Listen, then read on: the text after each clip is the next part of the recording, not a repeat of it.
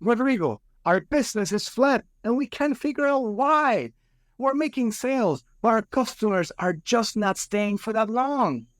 Well, before you go and jump into the conclusions about product market fit and all that jazz, one often overlooked reason could be the quality of your user experience. Many SaaS companies fail to adequately track and analyze their user experience, which can lead to stalled growth and dissatisfied customers. Now, before we get too far into this, let's talk about why this matters. You see, in today's world, your app isn't just a tool. It's an experience for your users.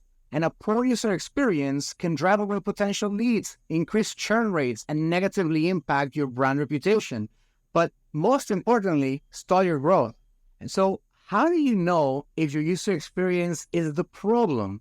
The answer lies in effective tracking and analysis. And this is where the majority of SaaS companies get a blinding F. So what can you do to figure out if user experience is the main issue? Here are 3 tactics that can help you uncover user experience issues and have a massive impact on your growth. Here we go. First, implement comprehensive analytics. It's not just about counting page views or clicks. You need to dive deeper with behavior analytics tools that can help you understand how your users interact with your product.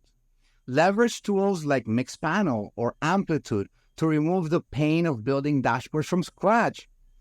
Looker Studio also works great for quick and dirty reports and is not as costly.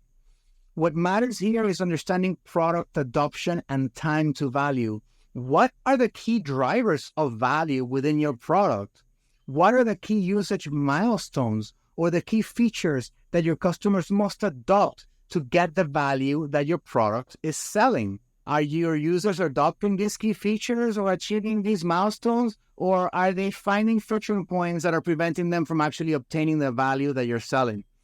Many SaaS companies turn into feature factories, churning out features left and right, but never worry about how the features they're launching actually impact the overall product or how they're being adopted. And this is a massive loss of opportunity.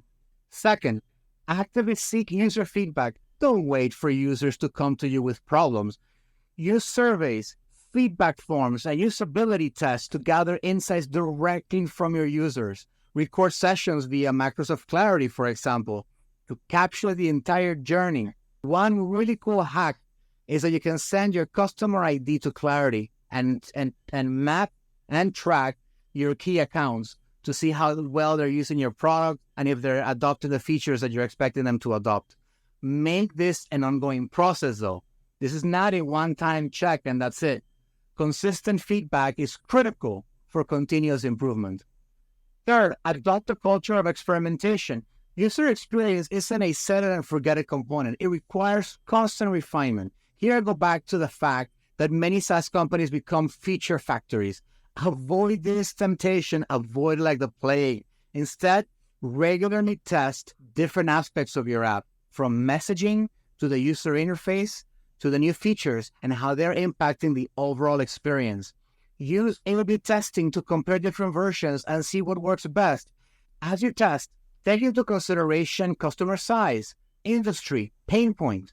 These are all important factors that impact how your product is perceived and used. But remember, small tweaks can lead to significant improvements. Improving your user experience tracking isn't just about fixing problems. It's about proactively creating a better product. Don't let user experience be the silent killer of your SaaS business. And if you need help with this, reach out. I can certainly help you understand the user experience gaps within your product and structure your teams to close them. Hey, and if you made it this far into the video, I have a very special favor to ask. Please let me know in the comments section below how you liked it. You can also DM me. I'm planning to do an entire series on this topic where I will dive much deeper into the tactics I mentioned in the video. So if you think it's worth it or not, I would also appreciate it. Thanks a lot. Take care.